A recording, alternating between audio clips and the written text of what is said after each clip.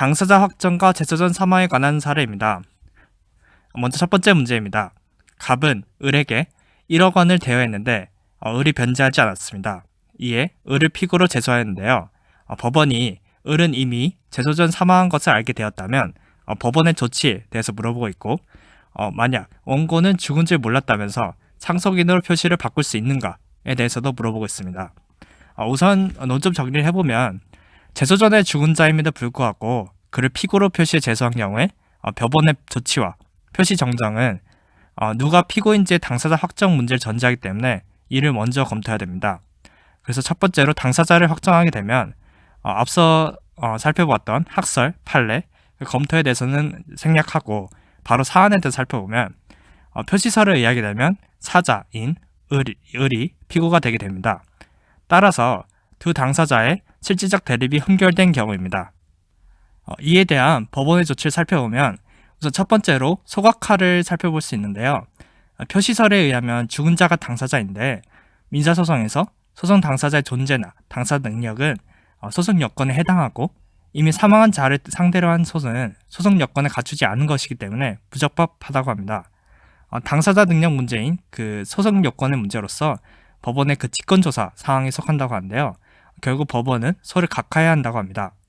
다만 이제 소 각하 전 표시 정정을 위한 성명이 있는지를 살펴볼 수 있는데요. 원고가 당사자 능력이 없는 자를 당사자로 잘못 표기했다면 법원은 당사자를 청구의 내용과 원인 사실을 종합적으로 확정한 후 확정된 당사자가 소장의 표시와 다르거나 소장의 표시만으로 분명하지 아니한 때는 당사자 표시를 정정, 보충시키는 조치를 취해야 되고, 이러한 조치를 취함이 없이 소를 각하하는 것은 위법하다고 합니다.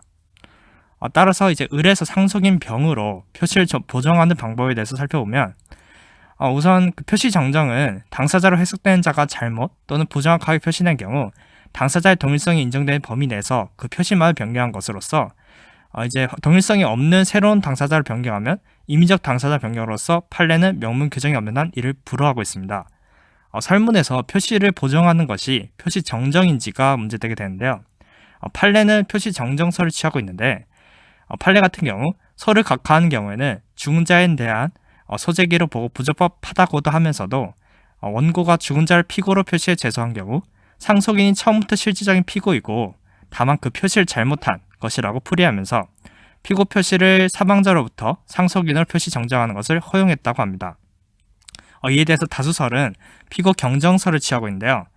피고 경정이 신설되었기 때문에 상속인은 피고로 볼 필요 없이 죽은 자를 피고로 보고 상속인으로 정정하면 피고 경정이 된다고 합니다.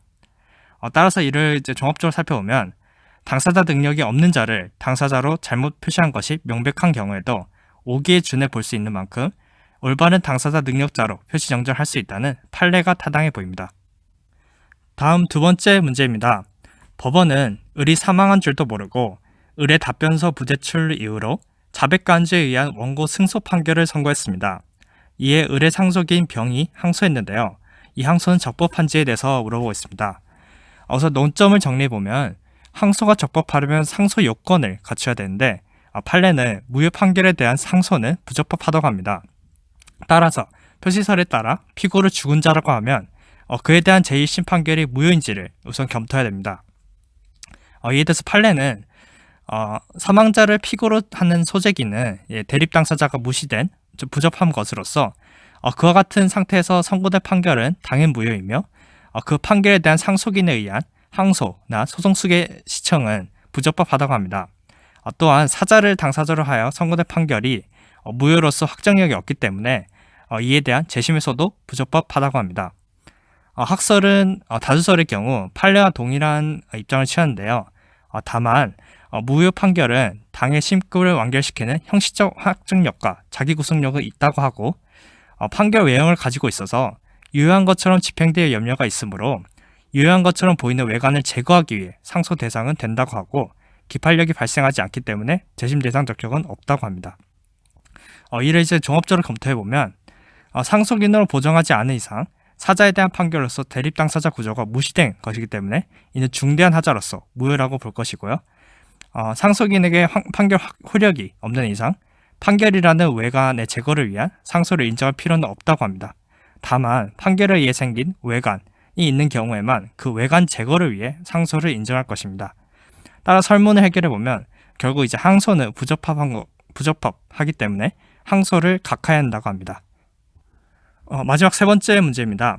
네, 첫 번째 설문 1에서 수서 법원이 상속인인 병이 소송 수행한다는 사실을 1심 중에 알게 되거나 두 번째 설문 2에서 재소전 사망 관가한 판결이 있었으나 상속인이 이미 소송에 관여했다면 법원의 처리가 어떠한지 물어보고 있습니다. 우선 학설을 살펴보면 표시설에 의하면 소송 수행 결과나 판결 효력이 상속인에게 미치지 않는다고 하는데요.